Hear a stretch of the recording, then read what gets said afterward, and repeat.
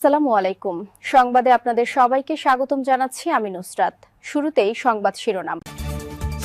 গাজায় ফিলিস্তিনিদের নিরাপত্তা অভিযান জোরদার। এদিকে ইসরায়েলি হামলার শঙ্কাতেই কি তুরস্কের আকাশশক্তি বাড়ানোর তোড়জোড়? তার আগে ছোট্ট একটি আবেদন।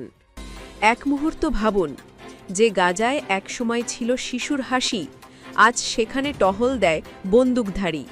যে আকাশে কবুতর উড়ত, আজ সেখানে যুদ্ধবিমান উড়ে বেড়ায়। মানুষ বাঁচতে চায়, অথচ প্রতিদিন নতুন করে ভয়ের মুখোমুখি হয় তারা। গাজার নিরাপত্তা অভিযান, এটা কি সত্যি শান্তির পথে এগিয়ে যাওয়ার লড়াই, নাকি এটা আরেকটি অধ্যায়ে নতুন অনিশ্চয়তার? আর তুরস্ক, যে দেশ একসময় শান্তির কণ্ঠ ছিল, আজ তাদেরও আকাশে যুদ্ধবিমানের প্রতিযোগিতা। এটা কি আত্মরক্ষা নাকি নতুন সংঘাতের প্রস্তুতি?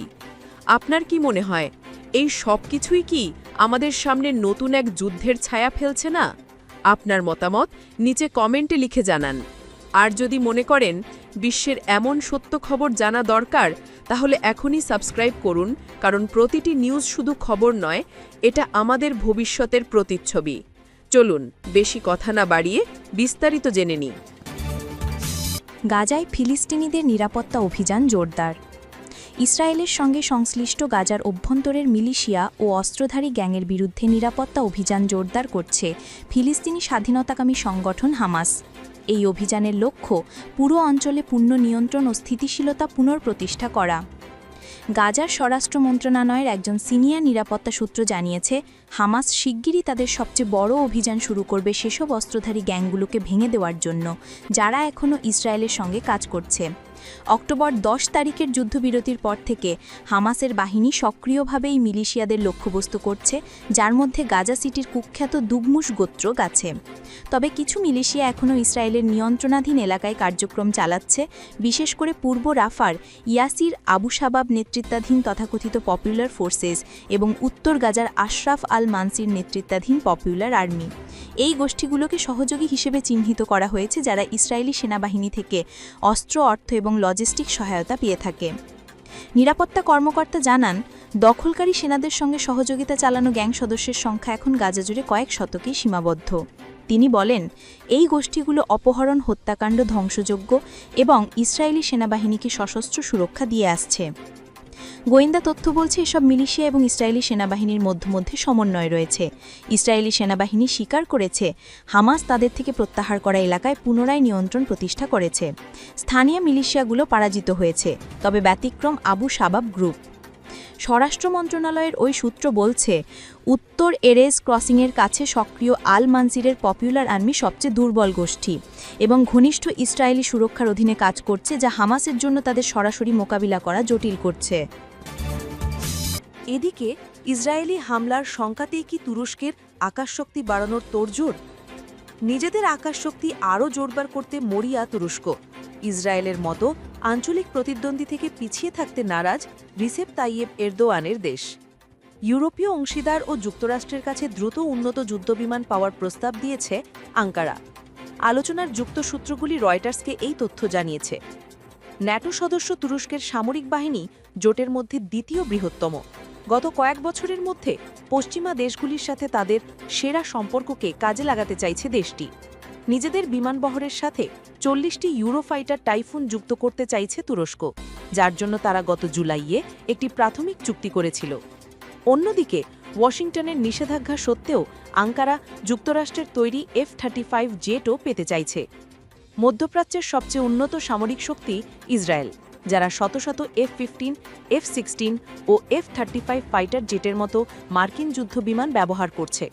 গত এক বছরে ইরান, সিরিয়া, লেবানন ও কাতারে চালানো হামলা নিয়ে এরদোয়ানের দেশ উদ্বিগ্ন।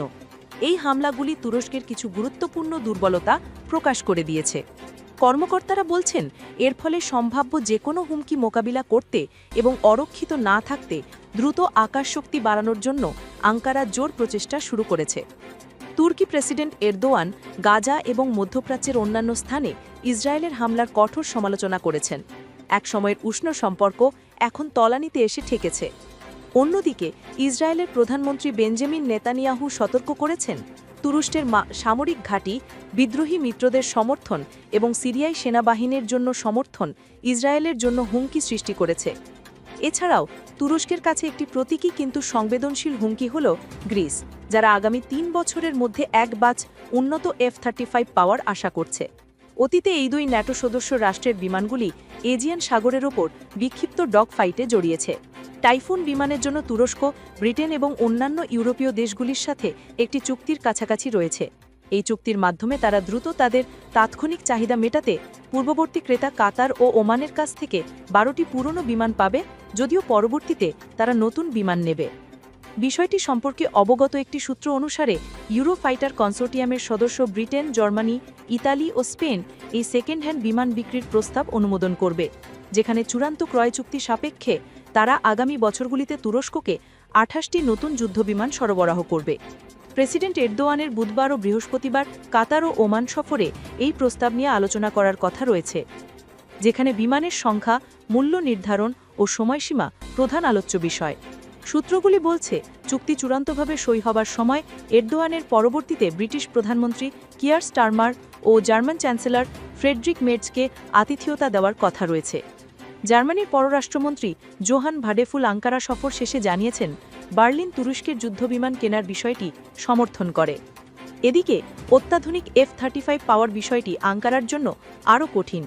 রাশিয়ার কাছ থেকে S-400 এয়ার ডিফেন্স কেনার কারণে 2020 সালে ওয়াশিংটন তুরস্কের উপর নিষেধাজ্ঞা আরোপ করে, ফলে আঙ্কারার এই বিমান কেনার সাধে শিলমোহর পড়ে গেছে।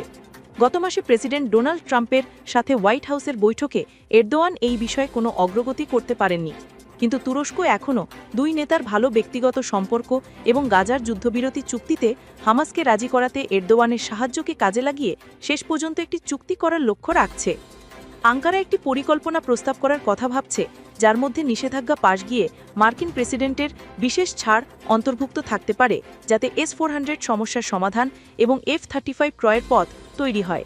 পশ্চিমাদের সাথে অতীতে উষ্ণ ঠান্ডা সম্পর্ক এবং কিছু অস্ত্র নিষেধাজ্ঞার কারণে হতাশ হয়ে তুরস্ক নিজেদের কান স্টেলথ ফাইটারও তৈরি করেছে, যদিও কর্মকর্তারা স্বীকার করেছেন তাদের বিমানবাহিনীর মেরুদণ্ড F-16 প্রতিস্থাপন করতে কয়েক বছর সময় লাগবে।